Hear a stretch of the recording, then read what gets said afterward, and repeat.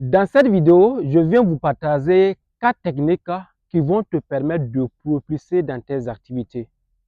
Peu importe dans quel domaine tu interviens, soyons honnêtes, tu vas rencontrer ce que nous appelons des challenges, des moments difficiles, puisque la vie d'entrepreneuriat est faite de haut et de bas. Souvent, la courbe monte, la courbe descend. Mais il y a ce que tu dois faire au quotidien, la routine du jour, la routine de la semaine, les objectifs du mois et voire même de l'année. Il va arriver certains moments que tu ne vas pas arriver à le faire. C'est très difficile. Mais je te partage 4 techniques qui vont te permettre d'être focus, de rester dans tes objectifs et de l'aller de l'avant. La première technique que je vais te partager, c'est l'honnêteté. Tu travailles avec des gens, des proches, tu viens d'une famille. Oui, il va falloir que tu sois honnête dans tes activités. Puisque dans le monde des affaires, il y a ce que nous appelons la recommandation. Si tu es honnête avec le premier va t'envoyer un deuxième. Il y a ce que nous appelons l'affiliation. De là à là, ils vont communiquer pour toi. Bien vrai qu'avec l'influence des réseaux sociaux, on peut faire des boostages, on peut faire des partages, mais il y a la vieille technique qui est toujours là, de bouche à bouche. Une fois que tu fais pour un premier client, il est satisfait de ton service. Il va te recommander encore, encore et encore. Et la deuxième technique, c'est le respect. Si tu ne respectes pas les gens, je suis désolé de te le dire, ça ne va pas marcher. Puisque vous allez voir que chacun veut se faire respecter. Chacun a sa définition du respect, la considération. Considère-le. Dans ton entreprise, tu vas voir que tu vas recevoir des gens. Mais peu importe l'influence des gens, tu ne vas pas passer une éternité de temps avec eux. Tu reçois quelqu'un, 30 à 1 heure de temps, il va bouger. Mais c'est quelle image tu donnes de toi? Est-ce que tu arrives à lui respecter? Comment tu accueilles ceux qui viennent te rendre visite? Soyez les bienvenus. Ce sont des petits signes que les gens ne considèrent pas. Mais très souvent, si on essaie de faire le suivi, de parler à certaines personnes, pourquoi tu venais ici et du jour au lendemain, tu ne viens plus? Ah, votre petit là m'a manqué du respect. Ce petit là m'a manqué du respect. Même chez moi, on ne me parle pas comme ça. Il y a un minimum de respect. Vous voyez? Et une fois, j'ai été dans un centre de santé. J'ai vu une dame qui était venue pour ses examens.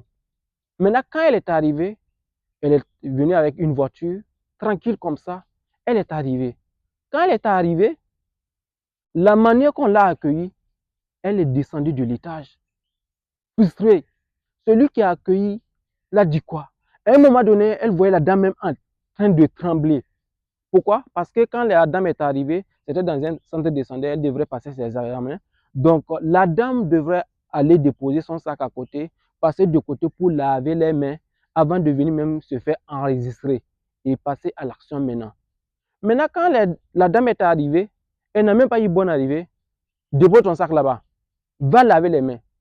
Simplement ça, la dame a fait demi-tour. Maintenant, il fallait que le responsable du cadre descende, essaye de descendre avec la dame. Elle a demandé, madame, soyez les bienvenus.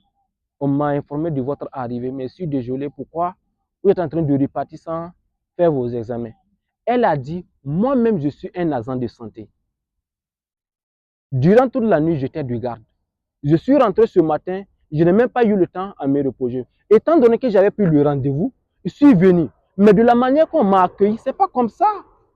Nous-mêmes, ce n'est pas de la façon qu'on accueille nos patients à longueur de journée. Durant toute la nuit, on a abandonné le sommeil. Mais une fois que le patient vient, il y a une manière, bonne arrivée. Déjà, le patient, il est souffrant. Ça ne va pas. Il vient vers toi pour trouver une solution. Mais il y a cette manière-là de lui parler. Bonne arrivée. Comment vous allez? Et votre état de santé? Il y a du mieux? Ça, c'est le minimum. Ça, ce sont les bases. Et c'était le responsable du cadre qui a eu à convaincre la dame. Désolé, madame, je suis désolé. C'est un nouveau recrue. Il vient juste d'arriver dans mon cadre. Je vais l'éduquer, je vais l'encadrer. Et la dame a descendu de sa voiture, monté à l'étage, passer ses examens. Quand elle a commencé ses examens, elle a fini. Et avec le suivi, la vente des produits, c'était au-delà de 100 000.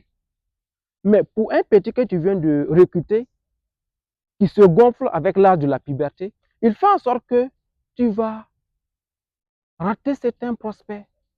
Ils vont repartir comme ça. Et la personne n'allait pas revenir. C'était fini comme ça. Vous voyez, le respect, il faut considérer les gens. C'est pour un petit temps. Même si c'est dans la vente, tu vends un habit, tu vends un service, soyez respectable. Respectez les gens, ça vous fera énormément du bien.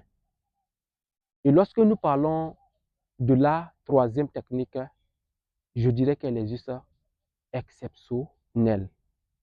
Si je vous fais entendre la troisième technique dans le monde des affaires, vous allez voir que c'est prioritaire. C'est ce que nous appelons la persistance. Peu importe ce que tu vas faire, il faut être persévérant. C'est comme je vous le disais au début de la vidéo, il y a des hauts et il y a des bas. Il y a des hauts et il y a des bas. Dans le monde de l'entrepreneuriat, à un moment donné, vous allez voir que les choses ne vont pas bien. Mais il faut être persévérant. Il faut faire encore, encore et encore. L'égrégore, ce que tu dois faire au quotidien, à longueur de journée. Souvent même, vous pouvez faire les boostages. Je parle des publicités payantes. Tu lances une pub, la pub finit. Tu n'arrives pas à rentabiliser. Tu essaies de donner l'effort nécessaire. Tu parles avec des prospects. Tu leur donnes des conseils. Tu leur montres l'efficacité de tes produits. Mais malheureusement, tu peux finir une publicité de 20 000, 30 000 sans même pouvoir rentabiliser. Et à ce niveau, c'est pas bien. C'est pas bien. Et il va falloir que tu sois persévérant. Il va falloir que tu publies encore, encore et encore. Il va falloir que tu redoubles d'efforts. C'est quoi qui n'a pas marché? L'efficacité, l'image de ton produit. Il va falloir que tu redoubles d'efforts. Il n'y a pas question que tu te décourages pour ce petit truc-là. Oui, beaucoup d'entrepreneurs sont passés par là. Depuis la nuit des temps, comme on le disait, les gagnants gagnent, les perdants perdent. Mais il y a toujours ce que nous faisons au quotidien. Si tu abandonnes, c'est fini pour toi. Mais il faut rester toujours dans le game. Il faut toujours rester dans le game. Je finis par vous dire la quatrième technique, parlons de la générosité, parlons du partage. Oui, qui est très capital. Et même si nous allons voir les grands de ce monde-là, ils sont passés par là. Ce que nous appelons la générosité, ce que nous appelons le partage, le don, en un mot. Oui, puisque même si nous allons regarder parmi les religions, on nous enseigne cela. Lorsque je vous parlais du partage, regardez, si nous prenons l'église, ils vont vous dire quoi? Enlevez la dîme. Dans 10, tu enlèves un. Et même si nous regardons aux côtés des musulmans, on appelle ça la diaka. On enlève ça. Même ceux qui partent, qui ont la chance, qui ont la fortune d'aller à la Mecque prier, il y a quelque chose qui donne là-bas. Vous voyez, ce n'est pas parce qu'ils ont assez, ils n'ont pas où déposer. Mais c'est une manière de faire pour que le ciel te rende au centuple. Généralement, les dons que nous faisons, dit quoi? Que le ciel te rend au centuple. Soyez généreux, partagez. Ça peut être les vieilles personnes, ça peut être les garibos. Et n'oubliez pas, ça peut être même tes prospects. Quelqu'un vient, il fait un achat de 100 000, 200 000. Quand même, il faut avoir le courage d'enlever un petit truc de 5 000, de 10 000, tu lui donnes en considération. Pour ce petit geste-là, il va souvenir de toi. Et ce sont des relations comme ça que tu es en train de tisser.